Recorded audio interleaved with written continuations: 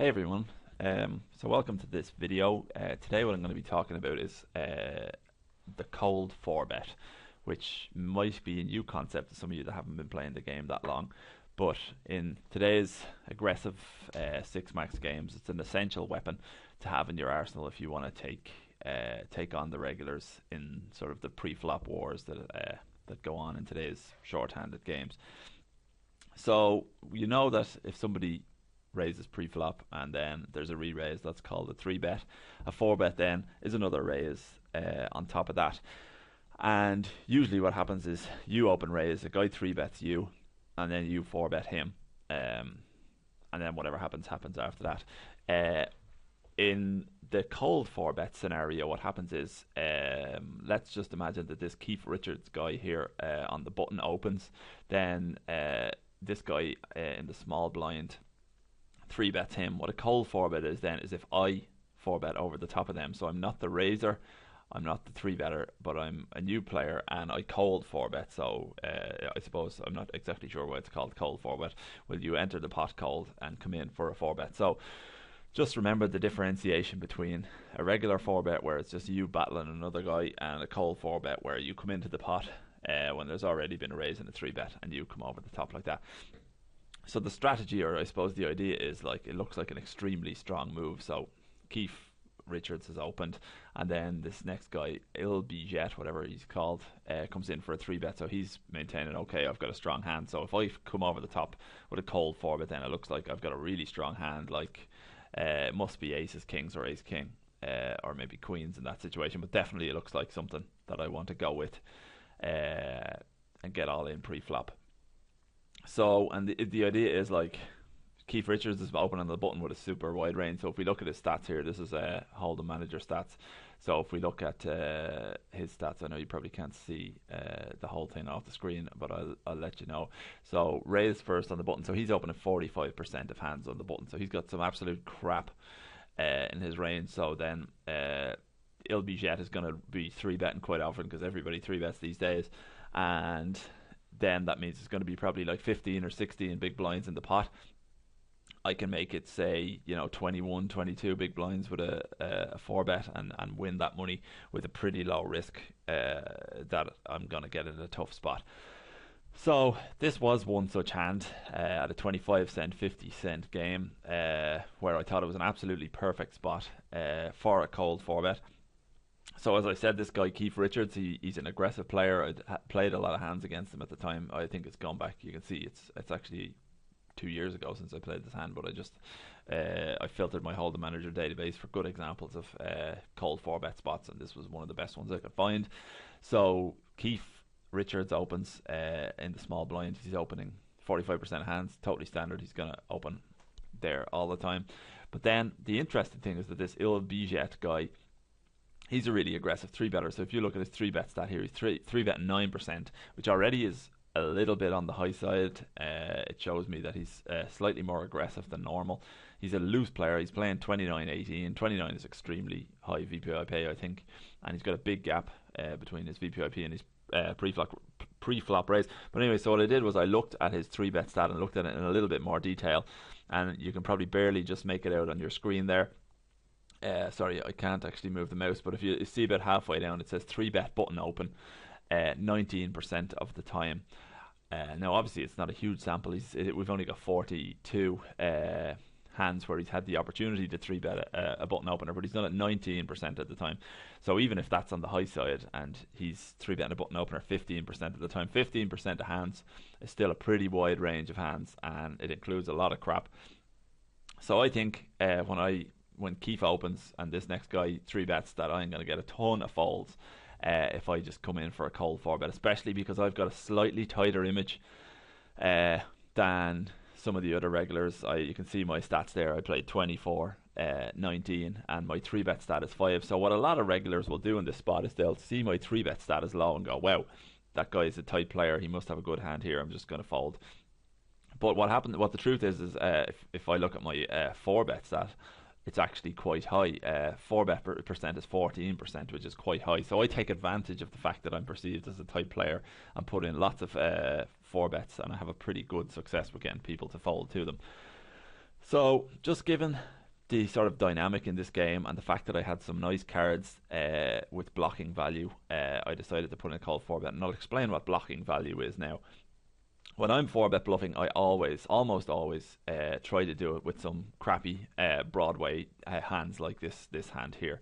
So the fact that I have a king in my hand makes it about 25% less likely that somebody else has ace king. So there are no combinations of ace king with the king of clubs left, which is 4 out of 16. So that removes a quarter of the ace king combos that are out there, and it also makes it 50% likely that someone can have pocket king. So it takes 3 of the 6 combinations of pocket kings out of the deck, basically. So now, obviously, people can still have aces, people can still have queens, and people will generally go with jacks in this situation. But I'm just happy to have a king because it's a blocker. The 10 isn't a great blocker. I would prefer if this hand was king jack, or even king queen. I think with king queen here, the best option is probably still just putting in a cold 4-bet bluff. I don't like calling the 3-bet too much here. So, but anyway, king 10 is a pretty good hand because it also takes out combos of 10 pocket 10s that these guys can have that they would possibly like to go with pre-flop. So anyway, I was happy that I had the blockers, and I decided good spot for a 4-bet. So I'll just sort of move the action forward a bit here. So the guy, this is a 4-handed game. The guy in the cutoff, who was a pretty fishy player, folds. Keith, as expected, makes a 3 big blind raise, and then the small blind puts in a pretty decent sized 3-bet, so to 10 big blinds to $5, and I went with my plan and made my cold 4-bet to 11.75, which I think is a good size. It's about 23 big blinds, which is a pretty good size for a 4-bet here. I probably could have got away with it, making it even smaller, just because the move looks so strong. I probably could have saved those 75 cents and made it 11, or just made it a shade over 11. But I'm pretty happy with the sizing there, especially given that our stacks are 100 big blinds, so it's a reasonable sizing. So I'm expecting to win this $6.50 that's in the pot, or plus the blind. So I don't, does it say anywhere what's in the pot pre-flop? Anyway, it's about 7 in the pot, and I've risked 12, almost 12 to win 7. So I'm getting a pretty good price at my bluff, given the how wide these guys' range are. So Keith Richards folds, and the Il Bijet guy calls, which I was extremely surprised by. Now when he calls here, I guess he's a little bit of a suspicious player as well, so I can still give him something of a wide-ish range. So I think his range here are like 10s and jacks. Obviously 10s is not as likely because I have a 10. 10s, jacks, ace, queen, and very rarely king, queen suited type of hands. In his spot, I don't know, king, queen is kind of difficult to play here. I think he's in a really tough spot if he is king, queen, because he like that's the very, like, all of my value range for 4-betting here has him pretty well crushed, and I'm just gonna probably give up a lot of the time where he has me. I don't know, I just think it's very hard for him to play king queen, and he should probably be folding it here. So anyway, king, the flop comes down queen 7 deuce rainbow, which is, or not rainbow, with a hard flush draw, which is a pretty dry flop.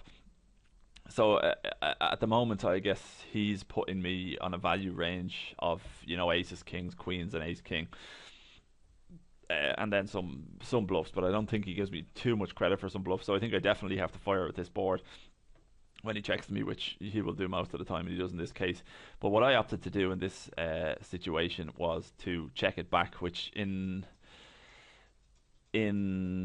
retrospect, I really don't like checking it back here. I think I can get folds from his 10s and jacks, and obviously not his ace queen type of hands, but I've got no real showdown value, and I think I just feel like a fool here if we check it down and he ends up with jacks or something like that, which I could have got him to fold. So I check it back, and the turn comes a king. So obviously this is a pretty good card for me. It moves me in front of his jacks, his ace queen type of hands, and it also gives me a hard flush draw. Obviously, it's not a very well. It's the the third nut flush draw at this stage. But if there's a lot of money going in when a fourth heart hits, I'm obviously going to be in bad shape. So at this point, he leads out into me for a pretty large bet of 1650 into 25. So really, I mean, all of the money is going in here at this stage when I have sort of opened the door for him to bluff. I've picked up the hard flush draw, and I have top pair here where he can have all range of things. I mean, he just can have so many bluffs in his range here that I think all the money has to go in here. What I was slightly worried about is that a lot of my range for checking back the flop is ace king. Possibly in his perception is ace king, and then he leads into me on the turn. But I just said, I've got the top pair with the king. I've got the hard flush draw. There's so much money in there already that I'm just gonna call at this stage and see what the river brings, but probably almost call any river at that. So the river gives me the second nuts. He obviously hates that card, checks to me, and I decide to check it back just because I don't think I can get value from anything there. The only thing I can do is value down myself with the against the ace of hearts. So I'm happy to just show it down here, and I win against king queen. So he did call me with king queen suited. I guess king queen suited is okay. To call with pre-flop. I probably would fold if I had king queen offsuit for him. So I got pretty lucky in the end. He flopped top pair. He led into me with two pair on the turn, and then I sucked out on him on the river. So as I mentioned as we were going along, I don't like my play. Post flop here at all. I don't really know what I was doing, checking back the flop or what I was hoping to achieve. I think with no showdown value whatsoever. I opened myself up to just sort of giving up the pot. I mean, maybe my thought process at the time was like, okay, I got called, the game is up, I'm just going to give up on this hand now because I don't fancy I can take it away from him. But yeah, I mean, maybe that's what I was thinking, but I just like to take one stab at it and give up rather than just wave the white flag on what's a pretty dry board. But the important thing to take away from this video is the pre-flop play and how a perfect a setup it was to pull off a cold 4-bet and how often that move was going to work.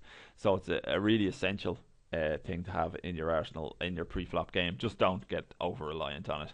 You have to make sure that you're only doing it so often that people don't cotton onto it. You'll as you become more experienced at the game, you'll get used to good spots to do it. So that's really all I wanted to say about the cold 4-bet. I think I've covered most of the concepts that we needed. Just again, just to reiterate that you want to have blockers a lot of the time when you're making these cold 4-bets like Broadway cards. So that's really all I wanted to say. Okay, so I'll see you again soon for another video, and thanks for watching.